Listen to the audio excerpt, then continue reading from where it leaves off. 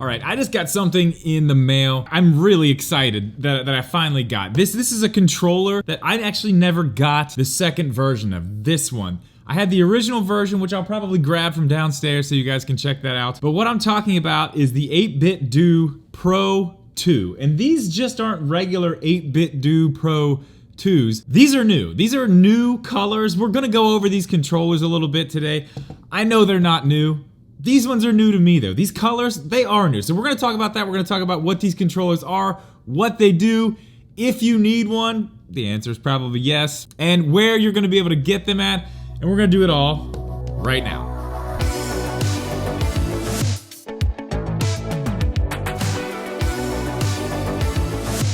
All right, so we're not gonna make this a very long video because, like I said, these aren't new controllers. These have been out for what, almost a year now. Has it been quite that long? I'm not sure. But these are new colors, and 8BitDo was nice enough to send them over, so I definitely wanted to make sure we covered them. They are really nice. Like I said, I didn't have the Pro 2, the original one, but I do have the SN30 Pro Plus, which was the original version of this. As you can see, they are very similar. There's some differences, and again, not a new controller, so we're not gonna take a bunch of time, but we are gonna go over what these have. This doesn't have back buttons. We can start there. This one does have the programmable back buttons, which are nice for, you know, remapping, like the jump button in a first-person shooter. You don't have to take your other thumb off the stick to jump.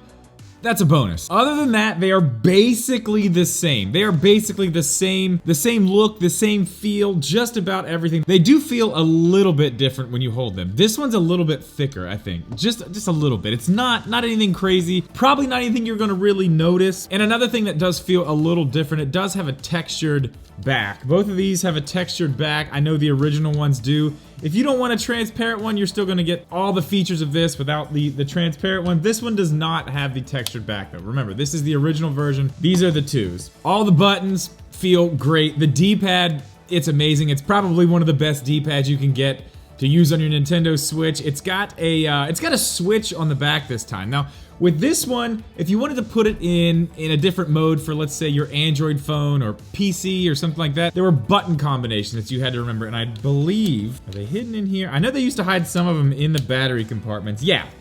So you can see in there, that's gonna be the buttons that you would have to press to get it to hook up to an Android or, like I said, a PC or the Switch. With these ones, they have changed it. It's just a little switch on the back here. You can see right there, all you gotta do is just flip it over. There's an X, a D, an A, and an S. S is for Switch, to be honest. I don't know what the other ones are for. I'll probably never use these for anything but the Switch, so it's not a huge deal to me, but those are there. That makes it a lot easier to switch it from one thing to the other if you're gonna be using it for something like that. We've already covered the back buttons. Those are great, and the thing that makes those so useful, and I haven't pulled up here, and I've been messing with it all morning, is the app. They have a full app for this thing. You used to have to plug this one into the computer and go through their software on the computer to change anything, to remap buttons. You don't have to do that with this. You can just wirelessly hook it up to the app. I have it on my iPad right here, and it is a very, very nice app. I have to be honest. Usually with these type of apps, I always say, you know, you've probably heard me say it in the past in videos, this stuff's way over my head. I don't deal with all this stuff.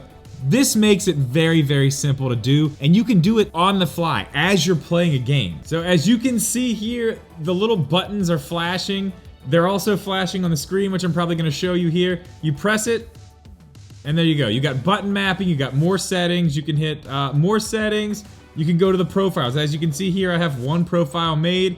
You can create a new one just by pressing that. Or this. You can map any of the buttons, as you can see here. I have the 2 back buttons both on B right now because I was playing Fortnite and I wanted to be able to jump and not have to take my hand off the stick, which works well if you're good enough to do it. I'm really not, but we're working on that. So you can do all that. You can reprogram everything. You can do the stick sensitivity. You can really do whatever you want. You can even swap the D-pad with the left stick. You can adjust the trigger sensitivity.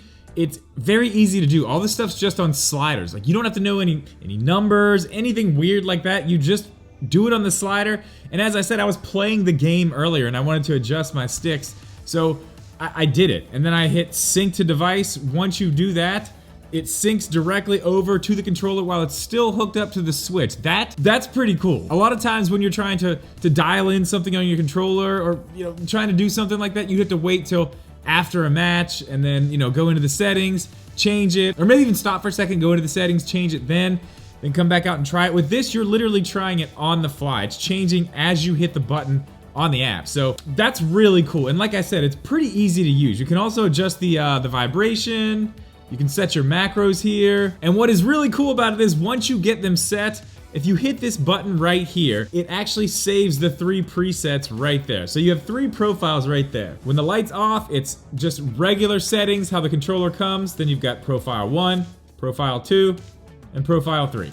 And then back to nothing. So these are great controllers. They really are probably the best third-party controllers you can get if you're okay with the PlayStation style stick configuration, with which most people are. It's not a huge deal to a lot of people. Some people don't like it. Some people like the offset sticks. Some people like this better. And we haven't even really gone over it, but again, all the buttons are here. It's just like a Pro controller. The only thing that it has extra, again, it's got these 2 buttons on the back, but it's got your capture button, it's got your home button, plus, minus, A, B, X, Y, the whole deal. Everything's there, everything you're gonna need. It does charge with a USB-C on the top, which is nice, but it also has a removable battery. And if this battery goes dead, and let's say you can't plug it in, if you wanna carry some extra AA batteries with you, you can actually just pop them in, take this battery out, and just pop the 2 AA's right in. It'll work off of those too. So it does work off both. Now, I know there were a lot of videos with these controllers out when they first came out, and a lot of the question was, should I upgrade from this? If I have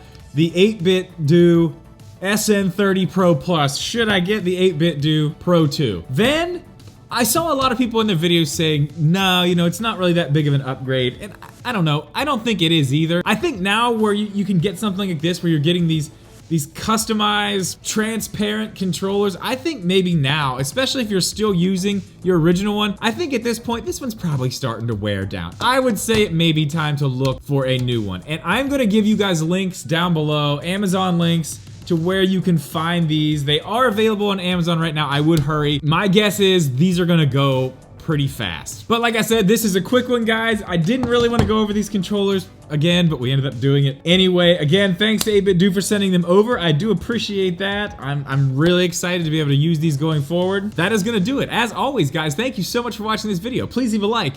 Make sure you are subscribed. We'll see you in the next one.